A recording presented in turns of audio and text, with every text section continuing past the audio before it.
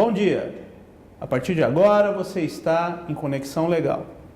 Antes de iniciarmos o nosso programa, eu queria agradecer a você de casa, que acessou o nosso site, www.iidc.org.br, se cadastrou e concorreu aos nossos livros. O meu muito obrigado. Gostaria também de dizer que a pessoa sorteada dessa semana foi o Dr. Berto, de Ribeirão Preto. Meus sinceros parabéns. Hoje, o nosso programa irá tratar de um assunto importantíssimo na nossa sociedade, os direitos humanos. Mas os direitos humanos sobre o prisma dos tribunais internacionais. E, para tanto, nosso instituto convidou o Dr. Vladimir Silveira, professor, doutor pela PUC São Paulo e professor do mestrado e doutorado da também PUC São Paulo e da FADISP. Bom dia, professor. Bom dia. Como vai? Tudo bem, Leandro? Tudo bem? Muito bem, prazer estar aqui com você e com seus ouvintes. Que maravilha. O tema de hoje é um tema importantíssimo para a nossa sociedade, a questão dos direitos humanos. E principalmente a interpretação que os tribunais internacionais concedem a esse tão merecido assunto. Vamos iniciar sobre o ponto de vista dos países mais pobres, os chamados países em desenvolvimento.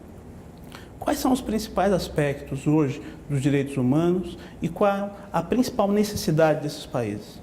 A questão dos direitos humanos, que muitas vezes é confundida como o direito dos presidiários, daquelas pessoas que estão à margem da sociedade, é muito mais amplo, né? A gente costuma passar isso em sala de aula, né? Os cursos, principalmente de graduação, os alunos apresentam um preconceito em relação às aulas de direitos humanos, achando que vamos falar apenas de direito penal, quando, na verdade, como bem colocado, né, por você, os direitos humanos eles vão muito além, né? Ou seja, falamos aqui em direito ao desenvolvimento, ou seja, de países que ainda se encontram, entre eles o nosso país, num estágio atrasado de forma comparativa com outras nações, ou seja, os países desenvolvidos, os países em via de desenvolvimento e os países ainda não desenvolvidos, né? Ou seja, nós encontramos a humanidade dividida em setores, né? Nós chamamos de um processo dinamogênico. Dínamo, dinâmico, né? E gênesis, criação, né? Nascimento. Então, nós temos um processo de nascimento, de criação de direitos. Isso acontece a partir da fundação do próprio Estado, né? O Estado-nação. Então, com a ideia do Estado de Direito, né? Quando saímos do Estado absolutista e ele vem para o Estado-nação, ou seja, o Estado de Direito, né? Quando surge o Estado de Direito, governantes e governados entram sob a égide da lei, né? Estão sob o domínio da lei, né?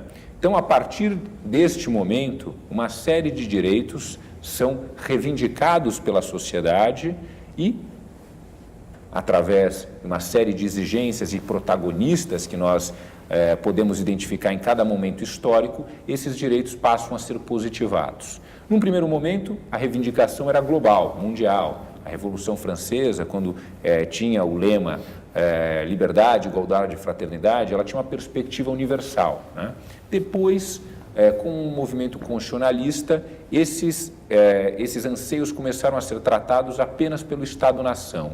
E aí nós tivemos a migração dos chamados direitos humanos para os direitos fundamentais, que eram estabelecidos através de quem? Dos Estados-nação. Mais para frente, quando o Estado-nação se configurou não só o maior criador de direitos, mas também o maior violador, né? Tivemos a Primeira e a Segunda Guerra Mundial, tivemos que reconstruir os direitos humanos. Inúmeras outras, né? Mas principalmente em nível mundial, numa perspectiva universal, né? Ou seja, nós vimos que alguns povos, né? Ou seja, crimes que não existiam, né? Ou seja, genocídio, né? Ou seja, esse tipo não existia, homicídio existia, mas a ideia de genocídio, ou seja, contra uma determinada espécie, uma categoria humana, sim, isso veio com os horrores da Primeira e Segunda Guerra Mundial, né? E a ideia de reconstrução desse paradigma, que vieram aí novos direitos, que hoje a gente fala de direitos difusos, mas principalmente as organizações internacionais foram reconhecidas como sujeito de direito internacional público, passaram a normatizar. Então, por conta disso, nós tivemos o quê? de um lado, uma proteção interna de direito constitucional, os chamados direitos fundamentais, e os direitos humanos, de outro lado, né, que estariam num sistema paralelo e complementar, né, à proteção estatal. Então, nós temos a proteção internacional e a proteção estatal. E a grande dificuldade, o grande desafio é justamente hoje esse diálogo entre essas duas esferas de proteção no sentido da complementariedade. Porque existem alguns momentos onde nós temos direitos humanos, né, que são violados internamente, e outras, né, em decorrência de problemas externos, né?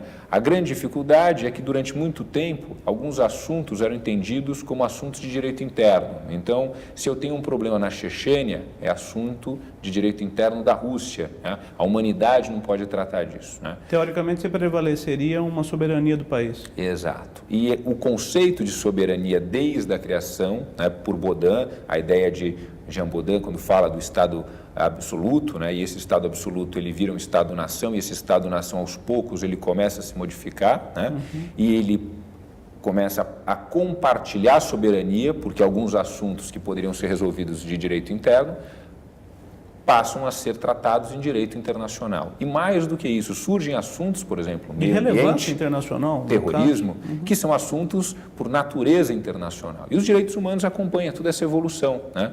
Eles estão presentes aí.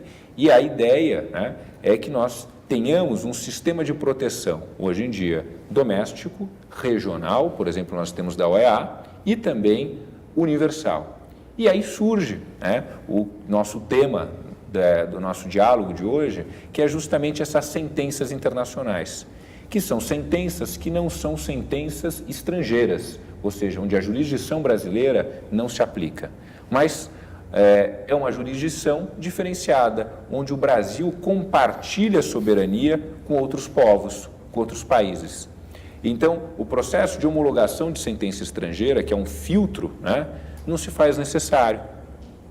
Por quê? Porque, na verdade, o Brasil participa dessa jurisdição. Só que, por outro lado, também nós temos consequências sérias, né, em decorrência desse compartilhamento de soberania. E que, até hoje, o nosso Congresso Nacional ainda não resolveu de forma definitiva. Sim. Acho que mais para frente a gente pode contar alguns casos, né, por exemplo, a primeira condenação do Brasil na Corte Interamericana de Direitos Humanos, né, e que foi resolvida meio que no casuísmo, né, ou seja, em vez de termos um procedimento legal no nosso direito, né, nós resolvemos mais de uma forma diplomática do que efetivamente de uma forma jurídica. Eu gostaria de chamar a atenção com referência ao que acontece na África, porque lá existem gritantes ofensas aos direitos humanos.